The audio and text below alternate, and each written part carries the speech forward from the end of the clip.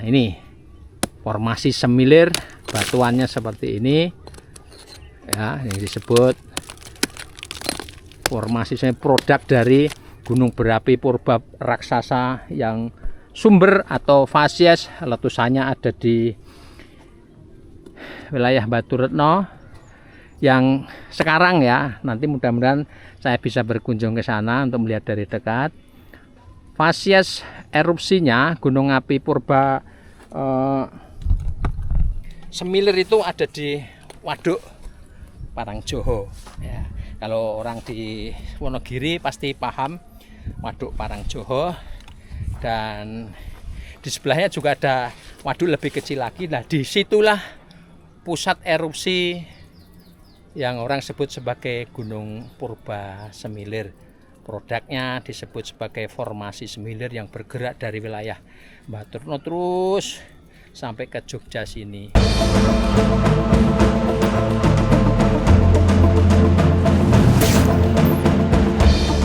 Sekarang kita akan jalan menuju ke site-nya yang di bawah, yang biasa dipakai untuk objek penelitian, dan kita bisa melihat di jalur ini yang kemudian dulu ini sebetulnya jalur tambang. Kita bisa melihat sudah ada blok-blok batuan seperti ini. Nah, bentuk batuan seperti ini yang nanti sama juga di bawah kan kita lihat ya. Jalurnya pakai motor bisa, tapi tampaknya sudah agak rupak nih. Nah, jalurnya di sini nih. Nah, ini sama seperti di bawah itu juga blok batuan. Itu di ujung sana kita bisa akan melihat singkapannya seperti apa. Ya. Nah, kita akan jalan kaki ke sana saja, dan di belakang sana itu bisa kita lihat ada komplek perumahan cukup banyak. Di sebelah kiri juga, sebelah kiri sini ada. Dan praktis sebetulnya komplek perumahan itu dibangun atau didirikan di atas sesar opak ya. Tentu orang berpikir positif bahwa lokasi yang tersedia di situ, sehingga kemudian ya tidak ada pilihan lain, tetapi pelajaran penting seperti yang dikatakan Pak Dwi tadi di wawancara bagian lain, gempa bumi 2006 memberikan banyak pelajaran bagi masyarakat untuk melakukan mitigasi kebencanaan. Contohnya yang dilakukan tadi adalah tidak pernah mengunci pintu-pintu rumahnya kalau malam, dan juga mungkin sepanjang, kecuali ditinggal pergi ya. Jadi kalau ada orang di rumah tidak ada pintu yang dikunci, sehingga kalau terjadi apa-apa emergensi maka kemudian akan bisa langsung keluar dari rumah. Nah, di depan ini kita bisa melihat batuan yang tampaknya, kalau karena ini musim hujan ya, sehingga ini keluar airnya, kita bisa melihat. Nah, inilah blok batuan yang menjadi bagian dari opak fault ya di sini. Tetapi di titik mana kemudian kita bisa melihat ada patahannya, kita akan coba keliling ya. Itu menganan di sana juga ada, terus terbuka, sudah tersingkap karena dulu ditambang. Jalurnya ini ya lumayan terbuka ya.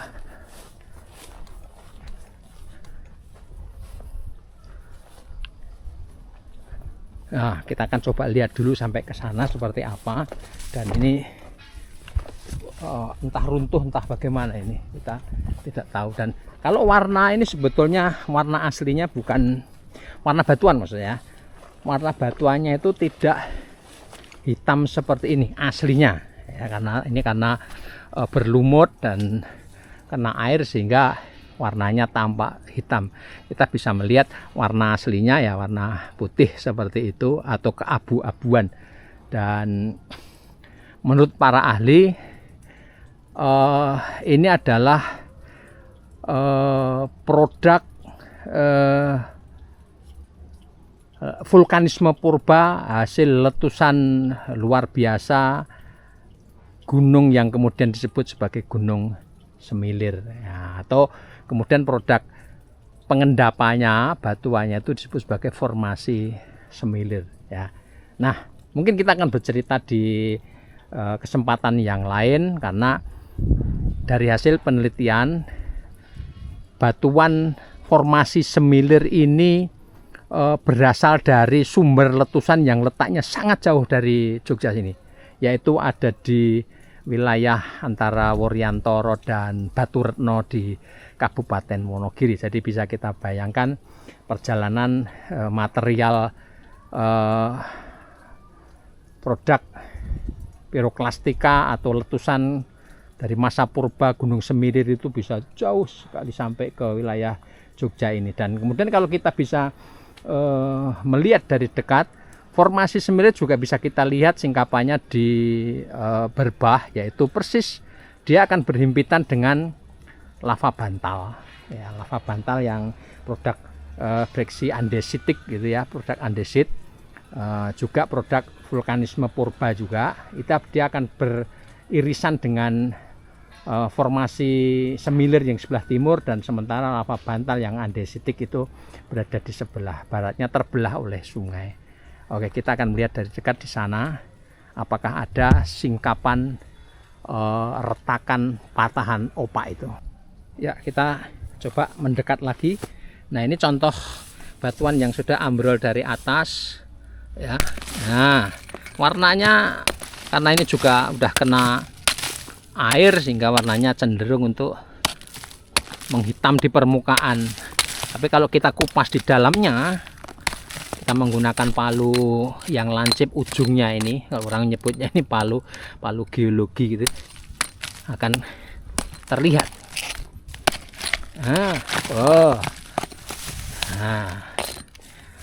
Ini empuk, ini tidak seperti batu andesit yang produk misalnya Merapi lah, kita kenal di sungai-sungai yang berhulu di sana itu kan ada keras sekali. Kalau ini relatif empuk ya.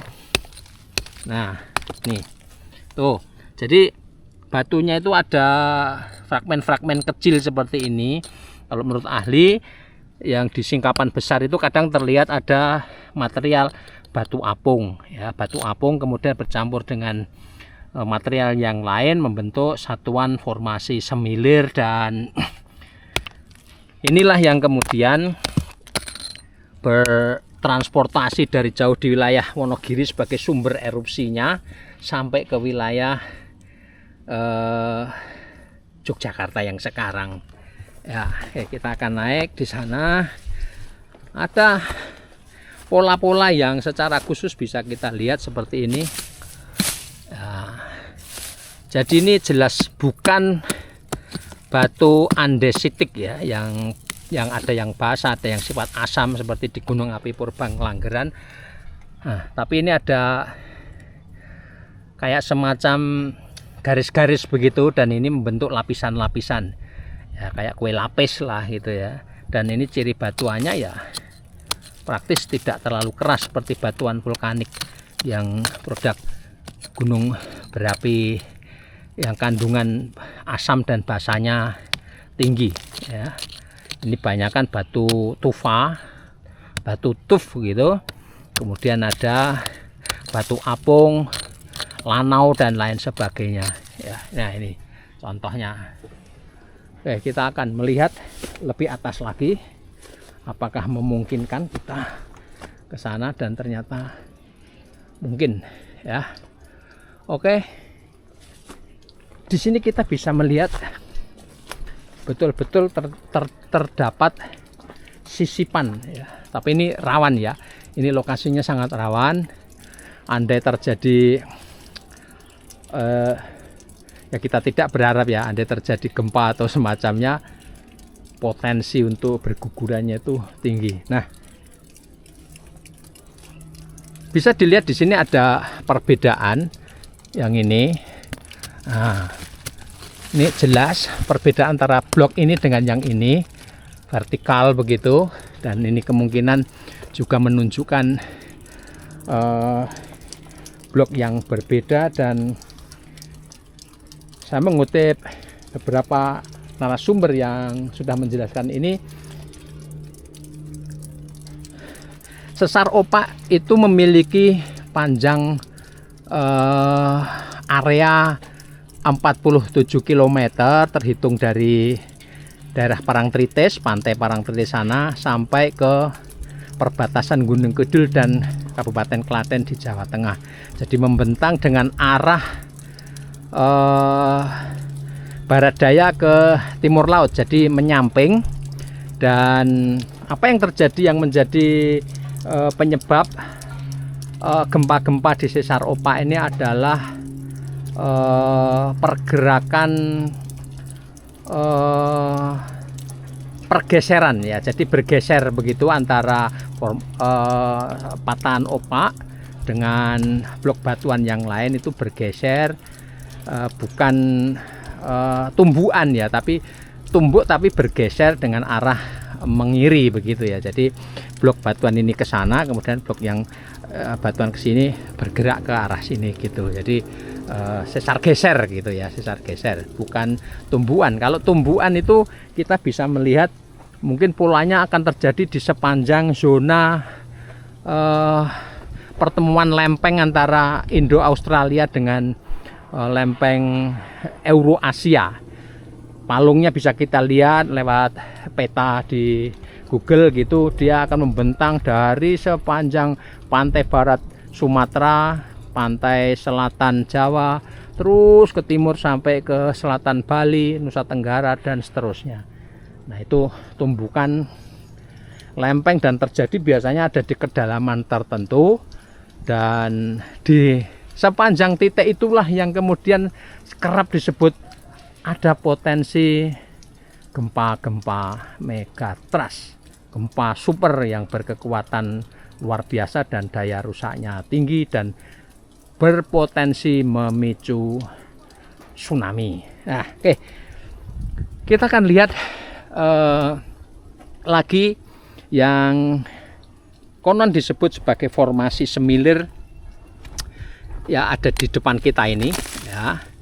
Jadi batunya memang relatif, nah seperti ini. Ada semutnya. Nah, jadi ini perlapisan ini dan lunak ya, bukan lunak, gembur gitu. Gembur dan warnanya ada yang gelap, ada yang abu-abu seperti ini.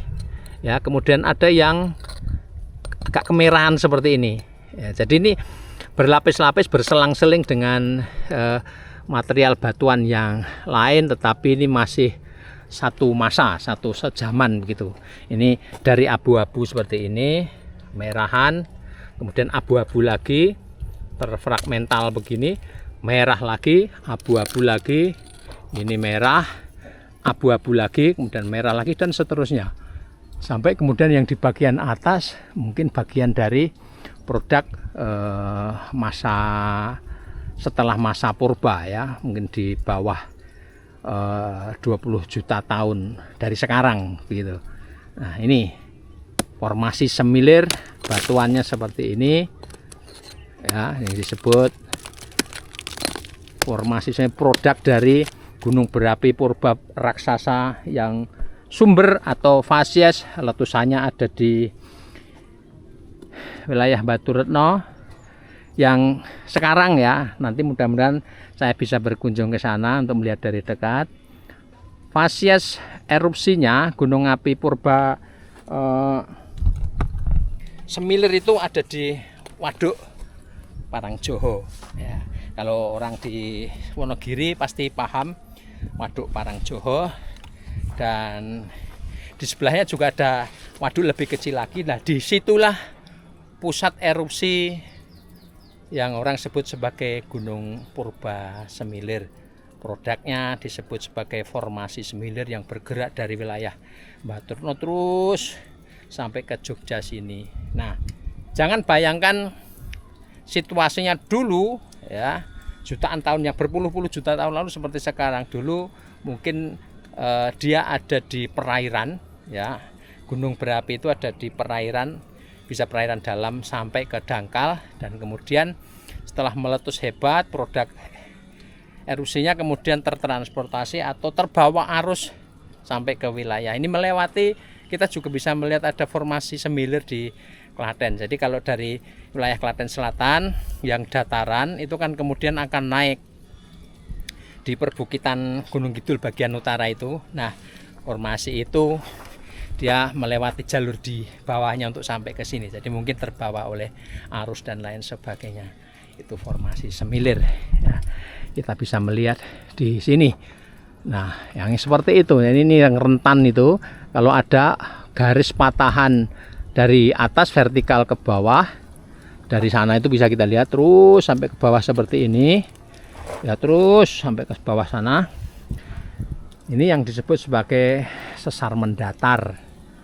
Ya, dan di sana itu batu-batunya sangat rentan ya, rawan ini kalau kita berlama-lama di sini bisa bahaya juga. Nah, ini air ngucur dari dalam batu atau di sela-sela batu atau mungkin di permukaan ya ini ya. Gampangnya menetes di permukaan. Oke, kita akan melihat yang lebih terbuka dan singkapannya tidak terkena air, sehingga kita bisa melihat lebih jelas lagi seperti apa warna batuannya. Tidak ada yang bisa dipakai untuk tumpuan ini.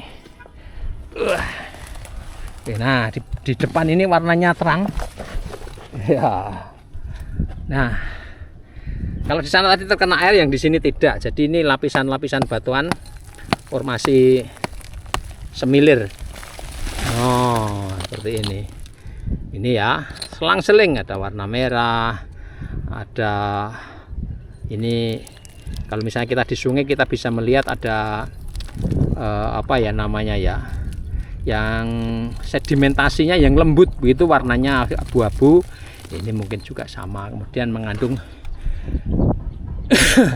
mengandung batu apung. Nah, di sini juga bisa kelihatan salur-salurnya itu ya, salur-salurnya ini berlapis-lapis. Jadi pengendapannya ini kemungkinan tidak sekaligus terjadi, jadi bertahap. Ya, satu jalan dari sana, kemudian tertutupi oleh apa lagi di sini, kemudian dia akan nutup lagi sehingga lapisannya menjadi jelas begini. Wih, apa itu, kaget saya. Nah, ini jadi berlapis-lapis seperti ini. Ini ada lapisan tipis, kemudian habis itu ada lapisan yang tebal sampai ke sana. Kemudian ada lagi lapisan yang lebih baru lagi di sana, terus sampai ke atas sana. Nah, ini singkapan yang menarik di sini karena sangat jelas kita bisa melihat secara langsung bagaimana produk vulkanisme zaman purba itu membentuk tatanan atau tataan bumi yang sekarang didiami oleh kita semua, manusia modern. Nah, ini ada di Bukit Mengger, menarik sekali di sini Bukit Mengger, dan disinilah yang menjadi poin atau titik tempat para peneliti, mahasiswa geologi, geografi, mungkin juga mahasiswa fisika dan lain sebagainya untuk belajar mempelajari kebumian kita.